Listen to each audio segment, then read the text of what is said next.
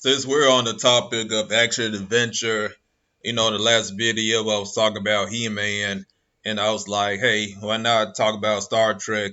I've been meaning to do a video about Star Trek because, of course, you guys know I'm a big Star Trek fan.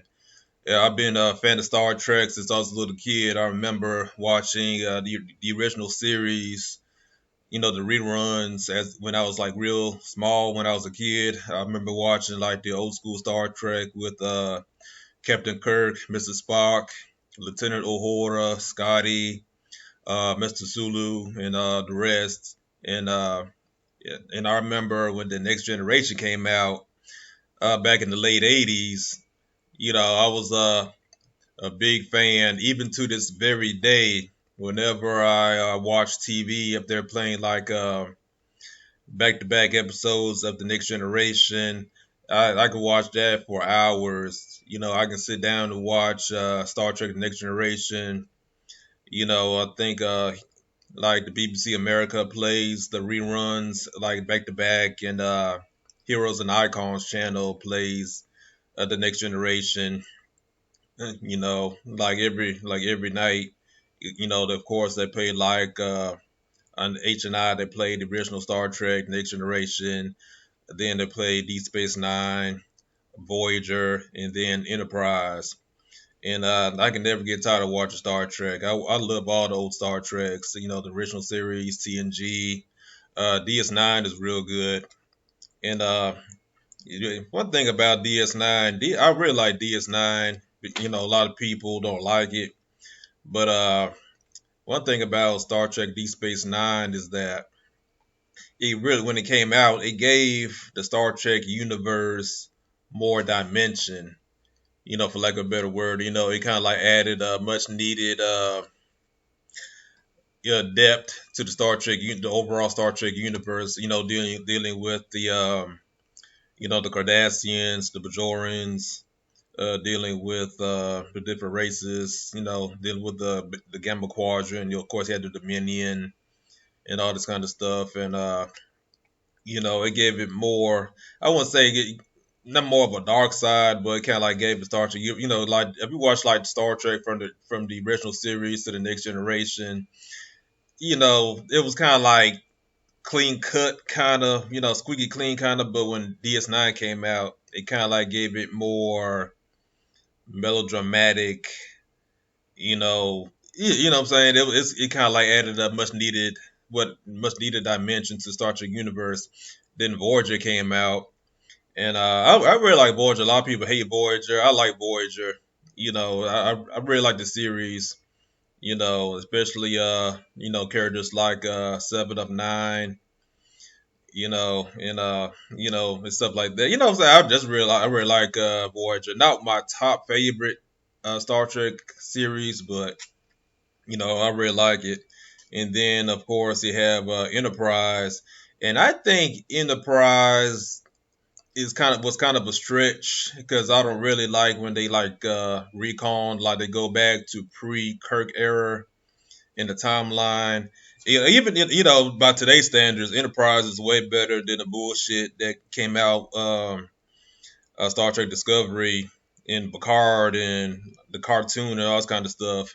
But I really like compared to now, Enterprise was good series. Even though I didn't like the idea of them going back to like pre-Kirk era, because you pretty much had to like undo a lot of stuff that was like already canon, and they had to expound on certain stuff and change stuff and stuff like that.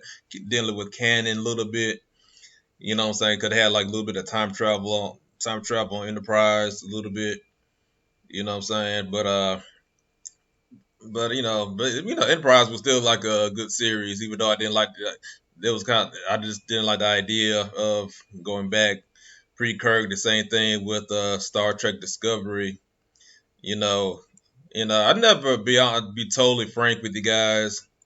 I have not watched Star Trek Discovery. I saw like the first episode of Discovery, and of course I've seen the Star Trek movies that J.J. Abrams put out, but I have not seen like I've seen bits and pieces of Discovery, and I saw like the first episode of Picard, and I can understand the criticisms that people have of STD and Picard. I totally understand it because I'm more like a Star Trek purist, right?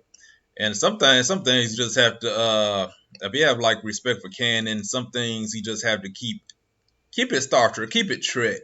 You know what I'm saying? Just keep that spirit of Star Trek. You know, that's why I look at it. And you know what I'm saying? Because I think if they want to make my personal opinion is that if they really wanted to make a good Star Trek series, they should have made a series that was post Voyager, like after Voyager, or make it a scenario in which, like, you know how they did the Next Generation. It was like the generation after the Kirk era. They should have. Good idea was maybe they should have made like a post Voyager timeline series that was like a generation ahead, past Janeway and Voyager and all this kind of stuff. Just maybe like a storyline that took place in the 25th century or something like that. You know what I'm saying? Because it's like there's so much freedom they can do. You know, they can introduce new characters, expound on the Star Trek universe. You know, the destiny of how what the Romulan Empire, the Klingon Empire. Go more into detail about the origin of the Borg. I mean, they could have done all kind of stuff, or even added like an enemy that was from outside the galaxy or something like that. You know what I'm saying? So I mean, it's just they could have done everything, but this whole thing of what they did with Discovery, going back to like pre-Kirk era and stuff. I just like nah.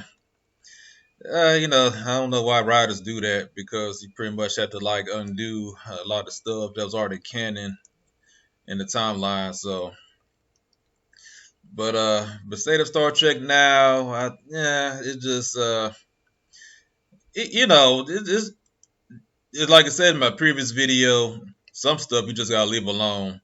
You know, they messed up they messed up Star Trek, they messed up Star Wars, obviously. They messed up Doctor Who.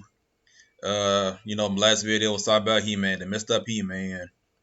So, but I don't know, man. I would say if they want to like clean up the mess that Hollywood has done to like establish sci-fi lore, iconic sci-fi lore, just let it don't do anything. Just let it cancel everything and just wait maybe like 5-10 years later and reboot it. And just when they reboot it, just have like respect for the canon. I mean that's the way I look at it. They should stop making Star Wars, stop making Doctor. They need to cancel Doctor Who altogether, and stop Star Trek, and just cancel everything, and then hopefully, which I doubt, that this whole SJW trend dies, which I doubt. If it does, it'd be good. Then maybe like wait to like 10 years, reboot the series, and just just continue and have loyalty to the canon. That's why I look at it. You know what I'm saying? But I can go on and on and on about Star Trek. What I'm saying? I can make this a 2 hour video, like I said, I would say like if you're not a Star Trek fan, if you're not like a sci-fi fan, get into it. Just check it out. You don't necessarily have to be a nerd to be into Star Trek. What I'm saying. Just watch it, and just like a lot of science being dropped on Star Trek, especially the Next Generation. The Next Generation was like I would say Next Generation is probably like the best Star Trek series of them all, dealing with topics of time travel, artificial intelligence, um, maybe even when it come down to like warfare, nations, negotiations, diplomacy. Of course, Star Trek they have the prime directive and stuff like that. And it's when you really if you watch Star Trek, just take out the sci-fi, just watch it for what it's what it's really talking about.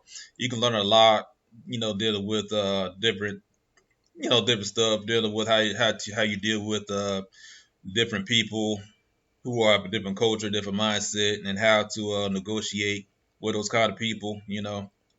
But I've been in this video, but I just like I said, I've been meaning to make a Star Trek video about my thoughts on Star Trek, and when you get a chance, watch my other videos dealing with my thoughts on Doctor Who, and I also made a video a while back talk about my thoughts on Star Wars.